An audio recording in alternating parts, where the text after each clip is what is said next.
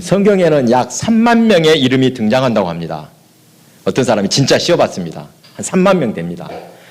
그렇게 많은 인물 중에서 좋아하는 사람 한 명 꼽으십시오 하면 대체로 누구를 뽑겠습니까? 다윗의 이름이 많이 나옵니다. 여러분도 분명 다윗을 좋아할 것입니다. 신앙생활 하신 분들은 다윗을 좋아할 것입니다. 다윗의 장점이 무엇이라고 생각하십니까? 여러분 왜 다윗이 좋습니까? 크게 다윗의 장점 세 가지로 말합니다. 용맹한 믿음의 사람이다.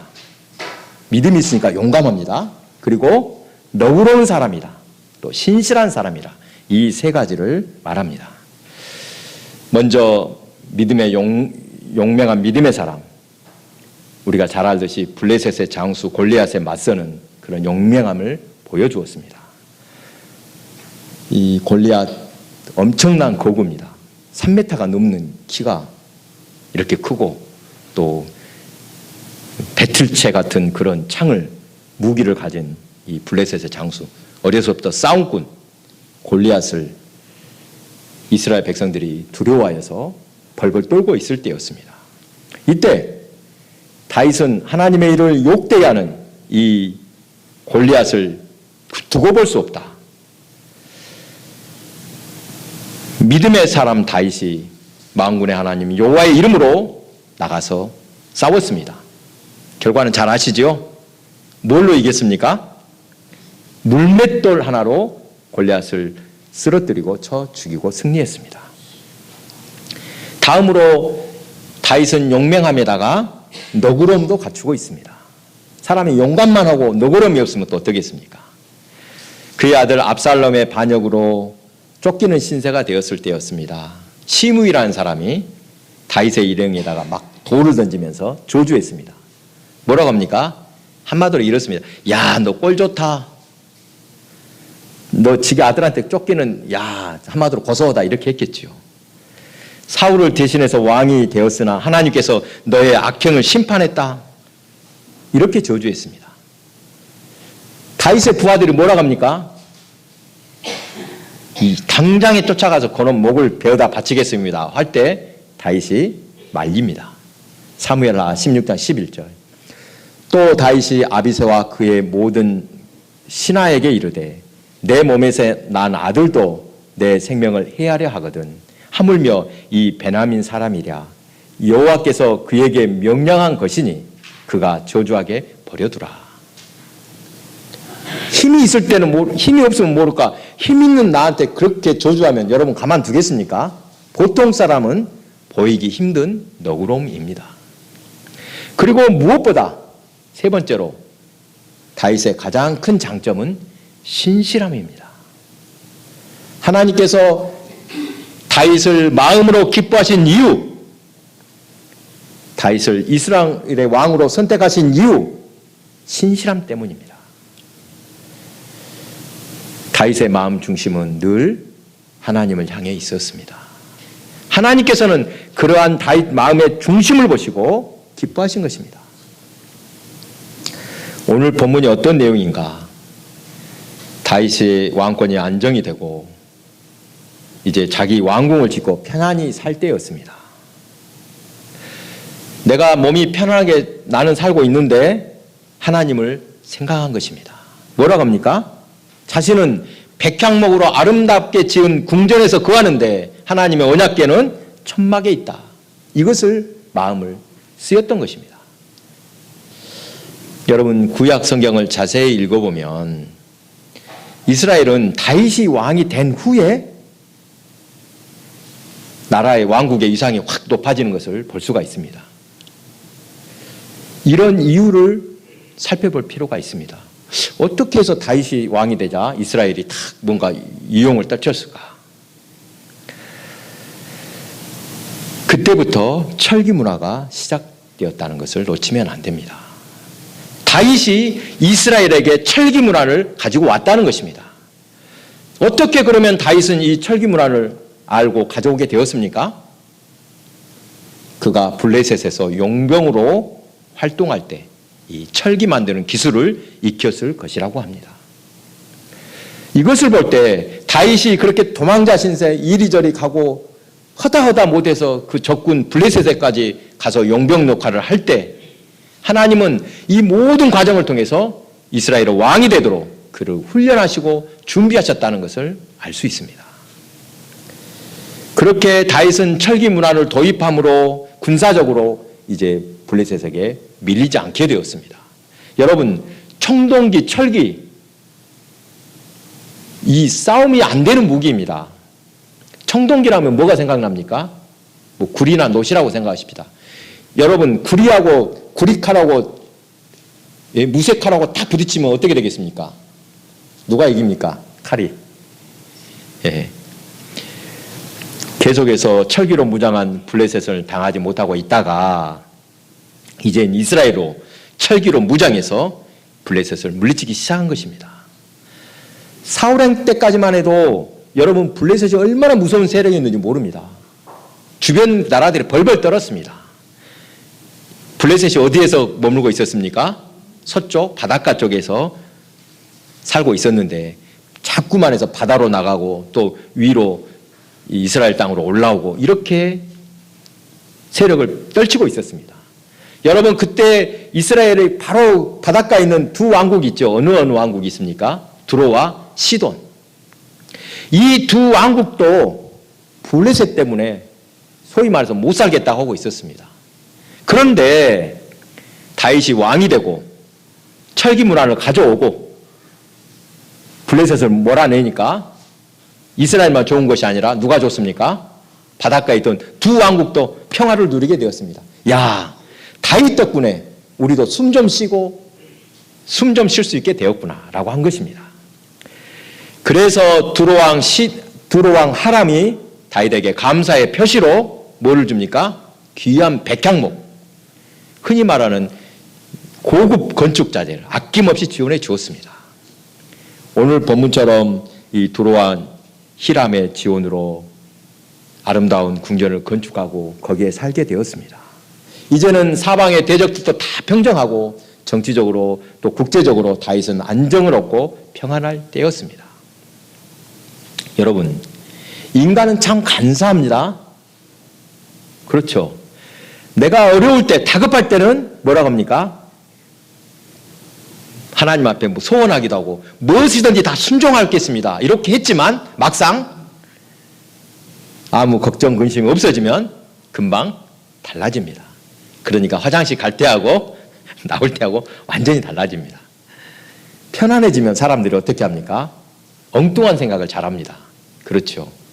왕권이 안정될 때 다른 생각, 딴 생각합니다. 더 강화된 왕권을, 그 권력을 지키려고 내가 무슨 수를 쓰겠다. 무리수를 두기 시작하고 또 흔히 사치와 향락에 빠지기 쉽습니다. 여러분, 우리가 감사하는 순간이 어느 때라고 했습니까? 일이 잘 되고 승승장구하면 더 계속 감사할 것 같은데 사실은 그렇지 않습니다. 물론 처음에는 감사하다가도 어때요? 나중에는 당연한 것이라고 여깁니다. 일이 잘 안 될 때, 뜻하지 않는 불행을 당할 때 우리는 그때 자신을 돌아봅니다. 그리고 뭐라고 합니까? 교통사고 당할 때 오히려 재수 없었네, 그런 게 아니라 뭐라고 한다고요? 이만한 것도 하나님의 은혜라고 하면서 감사를 드리는 것입니다. 이것을 생각할 때 지금 다윗이 어쩐다고요? 그렇게 좋은 편안한 시절에 그의 자세가 얼마나 신실한지 그의 신실함이 더욱 빛이 난다는 것입니다. 그러니까 잘 나갈 때 사람이 교만하지 않고 어떻게 하는가, 이것을 보면 그 사람의 본심을 알 수가 있다는 것입니다. 본문에서 다윗은 나단 선지자에게 나는 백향목 궁에서 거주하거늘 여호와의 언약궤는 휘장에 있도다 라고 합니다. 얼마나 겸손한 표현입니까? 백향목과 휘장을 서로 대조적으로 표현하고 있습니다. 백향목은 당시에 아무나도 사용할 수 없는 귀한 목재입니다. 돈이 있다고 해도, 돈이 있어서도 쓸 수 없는 귀하고 귀한 목재. 다윗은 진정한 이스라엘의 왕이신 여호와께서는 어디에 계시다? 천막에 계시는데 내가 이렇게 화려한 집에서 내가 살고 있냐? 너무나도 송구한 마음, 불편한 심정을 보여줍니다.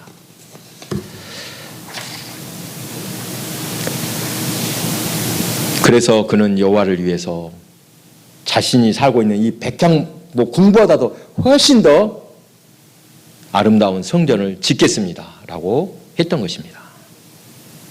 이것은 하나님의 축복을 받은 다윗이 감사를 아는 자세입니다. 여러분, 성도들은 하나님께서 축복하신 것을 감사할 줄 알아야 합니다. 지금 누리고 사는 것들 당연하다고 여기면 안 됩니다. 거룩한 부담감을 느껴야 합니다. 올바른 신앙의 첫걸음, 은혜를 알고 감사하는 자세임을 믿으시기 바랍니다. 예전에 성도들의 신앙이 순수할 때 실제로 우리 노예 어느 교회에서 있었던 이야기입니다. 그때 한창 농촌에도 TV가 보급될 때였나 봅니다. 그 교회 장로님 한 분이 TV를 사려고 하는데 목사님 사택에 TV가 없습니다. 그래서 장로님은 차마 자기 먼저 TV를 살 수 없다. 그래서 목사님 사택에 TV를 먼저 사드리고 자기 집에도 들여놨다고 합니다. 여러분, 옛날에 TV 가격 쌌습니까? 처음 나올 때? 상당히 비쌌을 것입니다. 그 장로님 돈을 떠나서 얼마나 아름다운 마음입니까? 참으로 은혜로운 이야기였습니다. 사랑하는 교회 여러분, 하나님께서 지금까지 우리의 모든 삶을 지키시고 인도하셨음을 믿으시기 바랍니다. 우리가 의롭고 정의로운 길을 갈 때만 하나님이 기뻐하시고 돌봐주신 것이 아닙니다. 우리가 어떤 곳에 있더라도 하나님께서는 한번 자기 백성으로 삼으셨다면 그 성도들을 변함없이 관심과 사랑으로 베풀어 주십니다. 지금까지 그렇게 해 주셨습니다. 이 하나님 은혜에 감사하시기 바랍니다.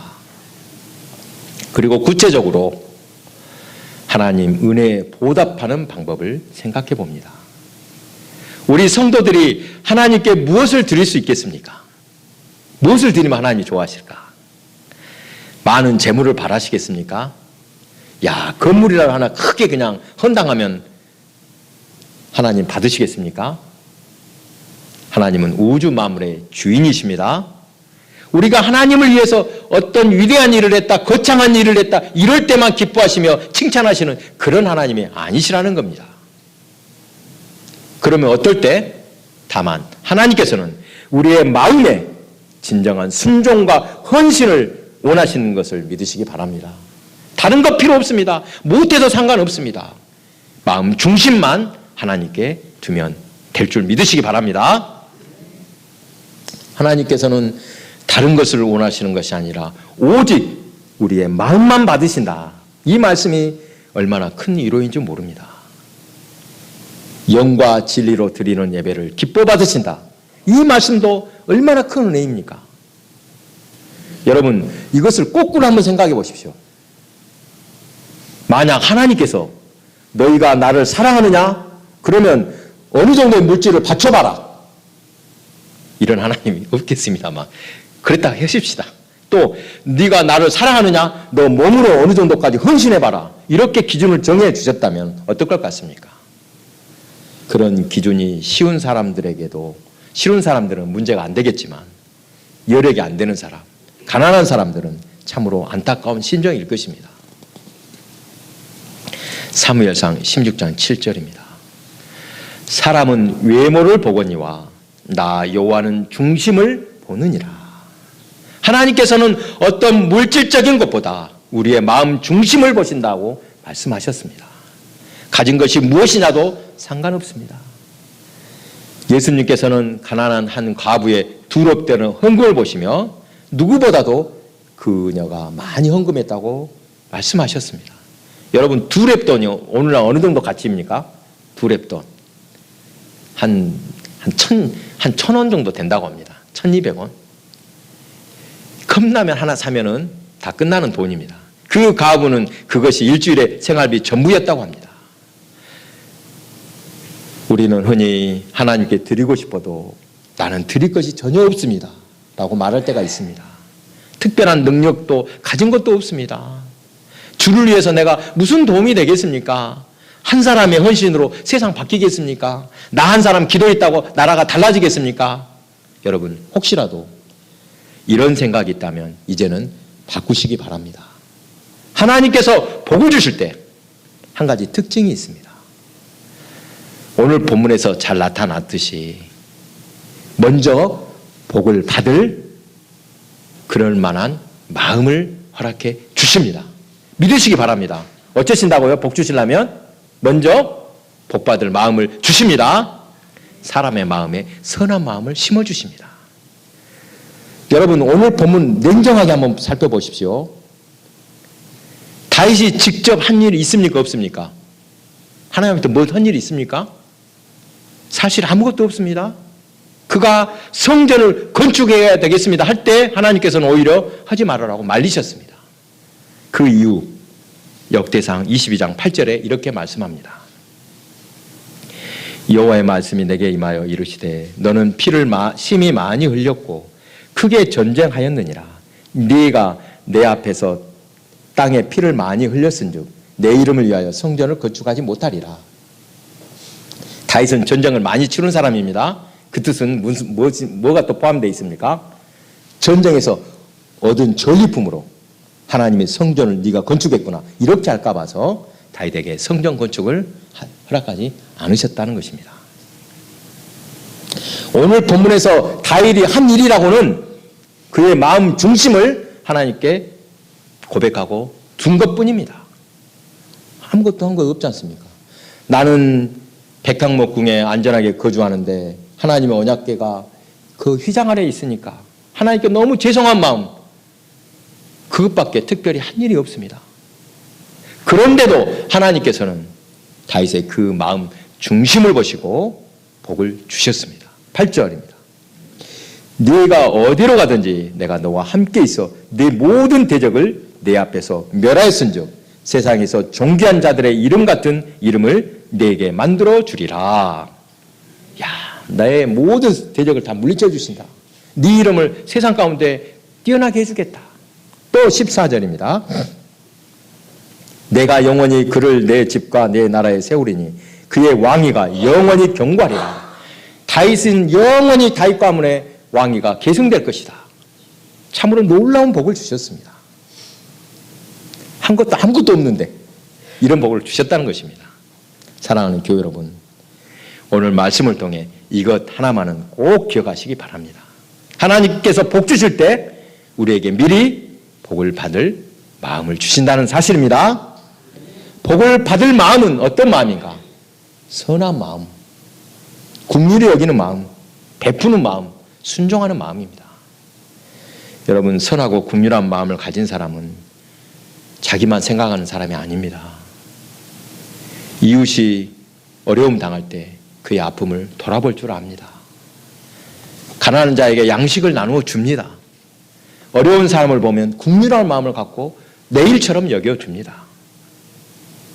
여러분의 마음에 누군가를 돕고 싶은 마음이 들었다. 그러면 이것은 하나님 성령님께서 주신 마음이구나. 믿고 순종하시기 바랍니다. 하나님께서 복을 주시려고 그 마음을 주셨음을 믿으시기 바랍니다. 요즘은 도시나 농촌이라 교회들이 대부분 힘든 여건에 처해 있습니다. 예전에 한창 부흥하던 때에 비하면 지금은 현대는 교회뿐만이 아닙니다. 다 은혜가 사라졌다고 말을 합니다. 별로 은혜가 없지요, 사람들이. 우리 노예는 서울 남노예하고 자매 결연을 했는데 올해로 40주년을 맞아서 얼마 전에 세미나를 열었습니다.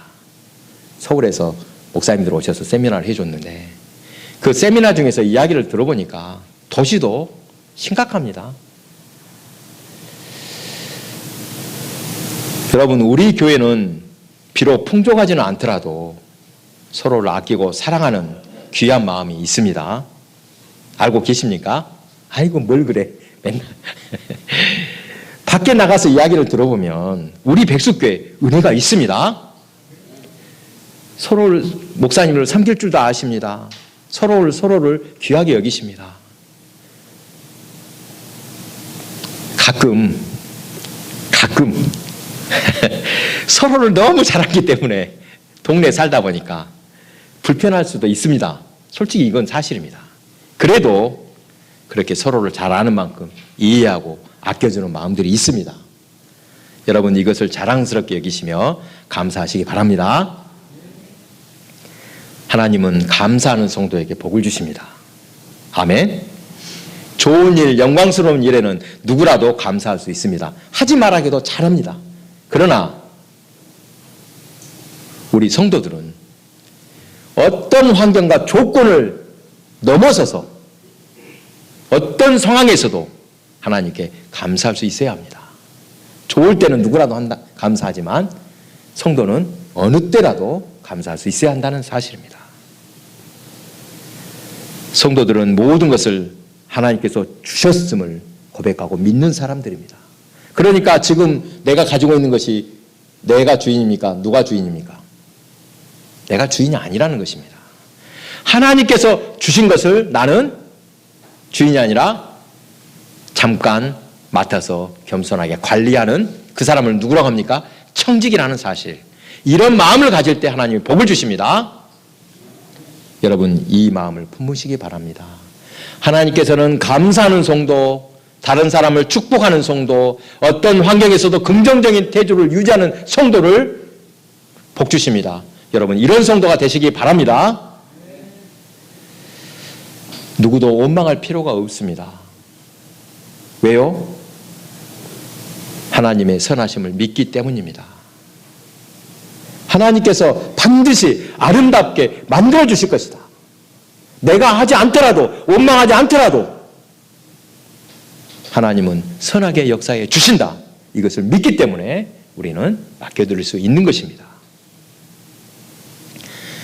사람아, 주께서 선한 것이 무엇임을 내게 보이셨나니 여호와께서 내게 구하시는 것은 오직 정의를 행하며 인자를 사랑하며 겸손하게 내 하나님과 함께 행하는 것이 아니냐. 하나님께서 원하시는 일은 우리가 사람들에게 사랑과 긍휼을 보이는 것입니다. 그리고 겸손함으로 하나님의 뜻을 행하는 것입니다. 나를 내세우지 않는 것입니다. 여러분 이렇게 하나님과 겸손하게 사는 것이 하나님의 기뻐하신 뜻인 것을 꼭 기억하시기 바랍니다. 값비싼 것 드리지 못해도 우리의 능력이 없어도 큰 상관이 없습니다. 오직 마음 중심을 하나님께 드릴 수만 있다면 그것으로 족합니다. 사랑하는 교회 여러분, 어떤 환경에서도 하나님을 끝까지 믿음으로 우리 마음을 온전히 맡겨드리고 성령님의 음성에 순종하는 성도들이 다 되시기 바랍니다.